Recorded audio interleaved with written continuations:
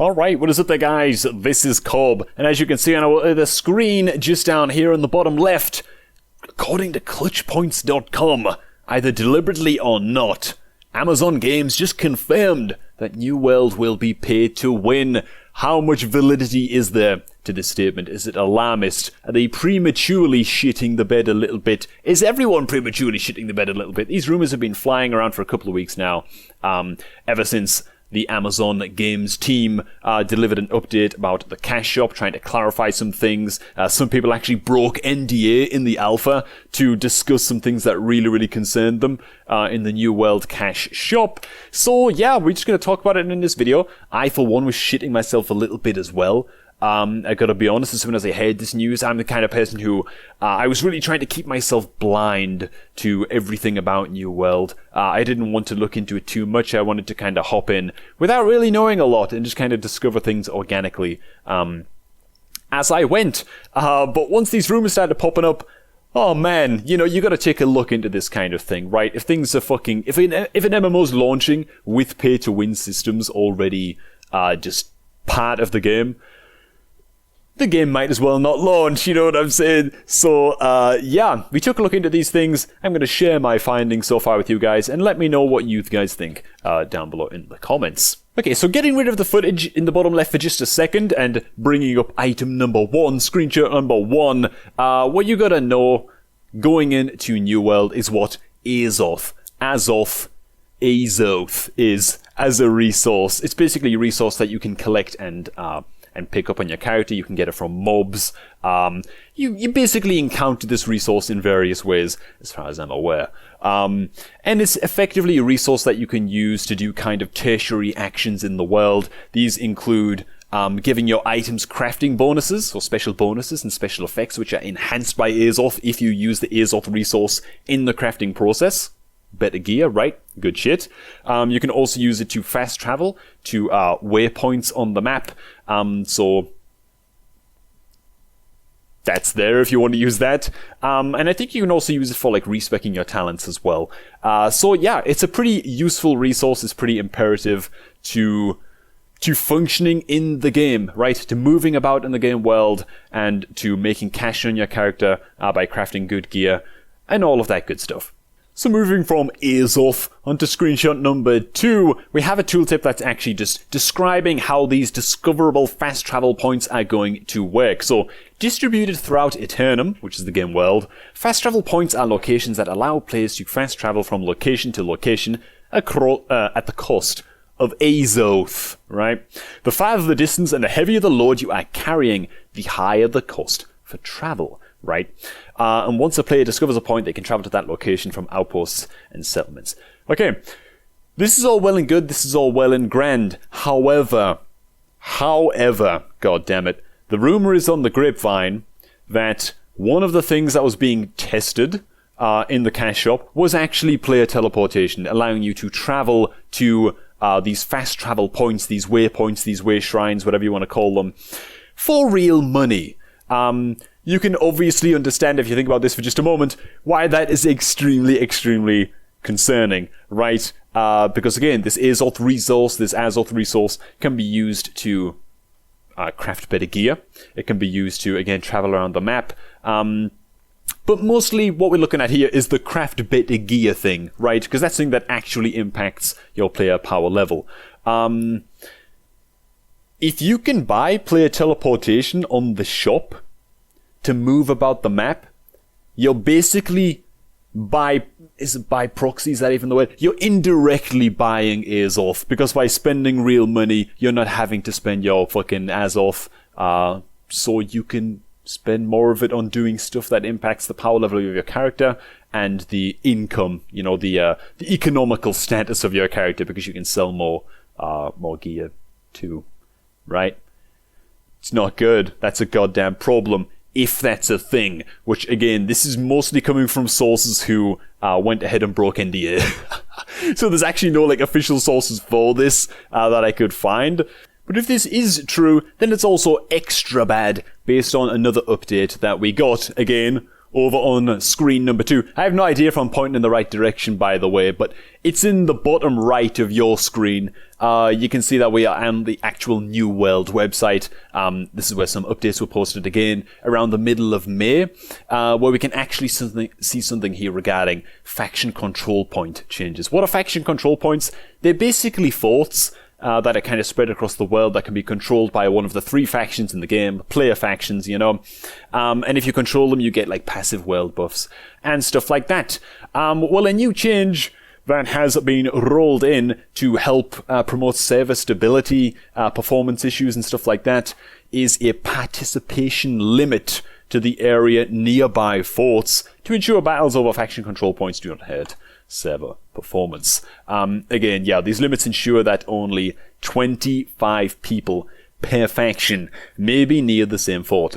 Now, these are world events, goddammit, okay?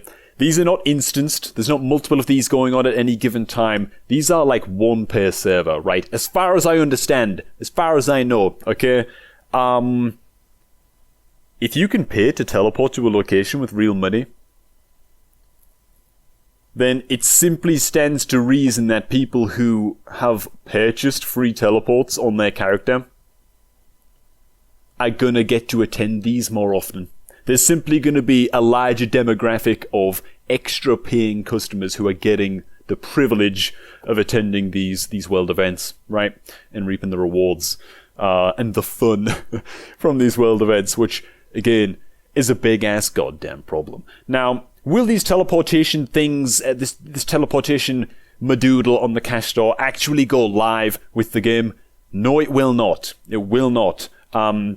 This is something, again, that if I just scroll down this page a little bit, I believe the New World devs straight up confirmed that this shit is not going to go down. Okay, ignore the fucking webpage that I was just on. Screenshot number 4 right here will actually tell you all you need to know. To kind of put your fears at ease a little bit. It definitely put my fears at ease a little bit. And this is again from the Amazon Games devs. Reading, at launch, we will offer themed cosmetic items across a variety of categories visually on par with our endgame gear, such as themed apparel and weapon skins, housing decor and house pets, emotes, dye packs, company crests. Okay, some people are really panicking about the wording of this because it says at launch we will offer themed cosmetic items, blah blah blah blah blah blah. People are saying, oh well, like a month later they're just going to introduce fucking play teleportation and shit like that, right? They also do mention at the bottom of this quote right here, we won't consider selling anything other than cosmetic items until 2022 at the earliest. Now, player teleportation aside, right, which again is kind of something that's just in the rumor mill, and I can't actually find any official sources that that could be quoted as saying for certain that this was even in the alpha test. Though again, if people broke NDA to talk about it, you can assume that it probably was, or something to that effect was, in the alpha test or the previous alpha test. What people are most concerned about realistically, and which is much more confirmed and sounds much more believable, is obviously player experience and experience boosts and experience boosting and just paying to rush your character to max level. And this is something that honestly, dude, if that's there on launch, there's just no point even playing the fucking game. Okay, well that's a little bit extreme, but that's a major kick in the teeth if that's actually there at launch. A, because I've said that it won't be. And B, because obviously the rush to endgame at the beginning of an MMO is one of the highest points of the MMO's lifespan, right? Everyone kind of spamming to get towards endgame. It's really exciting and stuff. If someone was able to pay to just get ahead and win that race, then that just kind of sucks the fucking life out of the beginning of the MMO life cycle. It gives them a huge advantage going into, future content and stuff. They can gear up and get professions before everybody else. And it just sucks ass, so they just ain't gonna fucking do that. Now, they say they won't consider selling anything other than cosmetics until 2022. That means realistically at least 4 months. Probably like 5 or 6 months until experience boosts become a thing in the game to quickly get a character to max level. I, for one, would only like to see this become an available option if someone has already leveled a character to max level one time and they want to level an alt, or they want to level a second character on a different server, or something like that. It's like, fair enough, okay, you did it the hard way that everybody else did it, one time. Why not give it to them a bit easier, the second time? That to me is kind of whatever.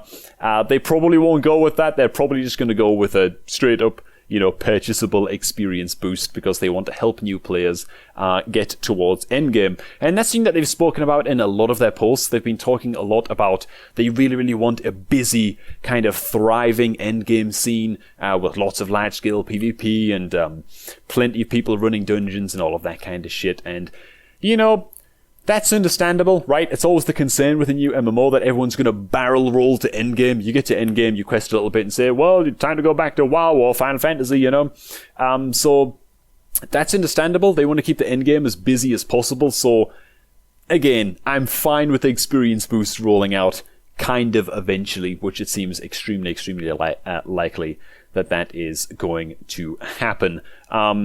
As for whether or not they're going to give anything in the game, because even the tiniest advantage you can get in player strength or, gaining more resources through a cash shop is fucking bullshit, honestly. It's actually just bullshit, and it immediately discredits player achievement in the game.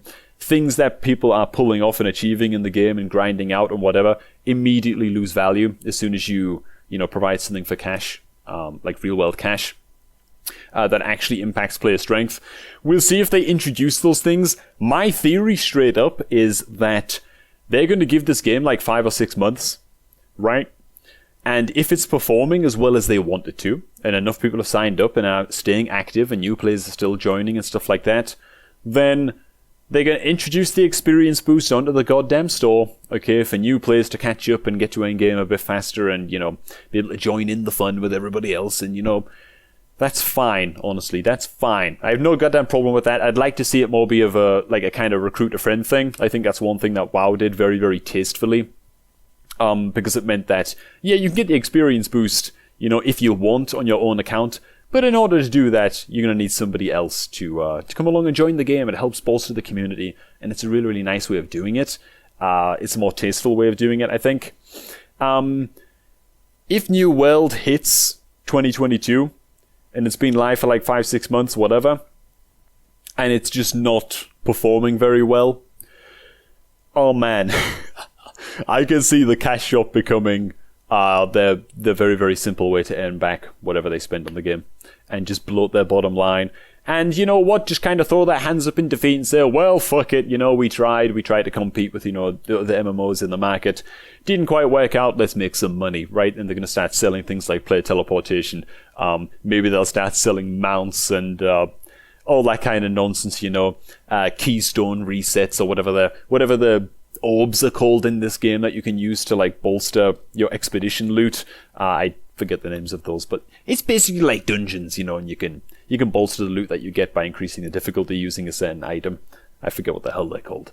That's when I think we're going to see that kind of bullshit. So it all really hinges on the first 5 or 6 months of how the game actually does and how the game actually performs and how busy the end game is. And I think it's really that simple. I think that people are way fucking overreacting. I almost way overreacted, man. I almost launched into this goddamn video without reading any statements from Amazon Games, without reading into how valid the claims were about, the kind of things that were going to pop up on the game, like the in-game cash shop. I almost totally fucking jumped the gun on this. But honestly, if all they introduce is experience boosts, okay, and as long as they're not going to be there for at least 5 or 6 months, we're good, man.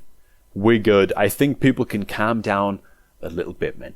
Fucking relax, okay? Launch is approaching, right? Just fucking, if you're not sure about the damn thing, don't buy the game in the first goddamn 48 hours. Let some people get some kind of first impressions rolling out. People are going to let you know real fast, man, if this game is worth playing or not, right? So, yeah, that's my 2 cents, man. Is fucking New World pay to win? Is it pay to win? What were they called again? Clutchpoints.com? Either deliberately or not, Amazon Games just confirmed that New World will be pay to win. Is it actually pay to win? Is it really, dude? Probably not. Probably not, insofar as we can see. I think that this is just people being alarmist and shitting the bed prematurely. Now, having said that, I'm not opaque to the fact that I could very, very easily be proven wrong here. We're talking about fucking Amazon, right? Money is everything to these guys. I know you can say that for like a lot of big gaming companies, but let's be real, man. Amazon, they don't exactly have a track record. Anything could happen with this game. Fucking anything could happen with this game on launch, man. They could go back on their word very, very easily and start rolling out pay-to-win features within 3 months of launch, man. So that's just a quick disclaimer so I can look back on past me and say, oh, well, I did throw this disclaimer in there. I don't have to feel bad, when they introduce player teleportation and shit. And just sick gear that you can buy on the cash shop within 2 weeks after launch, So, whatever, man, I've covered my bases. What do you guys think, man? What do you guys think? Do you think this game is going to go pay to win very, very quickly? Do you think they're going to wait until 2022? They say 2022 at the earliest. Do you trust them, man? Do you trust them? Will you be waiting to buy this game, or will you be picking up New World the moment it launches so that you can get in on the launch hype and then come what may? Because let's be real, it's always a bit of a risk, right, when a new MMO launches, how much time you want to kind of slam into it before you eventually realize that everyone else has left the game and you're the only person on the server and, oh, well, I guess I'm leaving now, Yeah, so let me know what you guys think. Drop a comment down below. Cheers for watching, everybody. Hope you all enjoyed today's video, and I shall catch all of you guys just a tad bit later.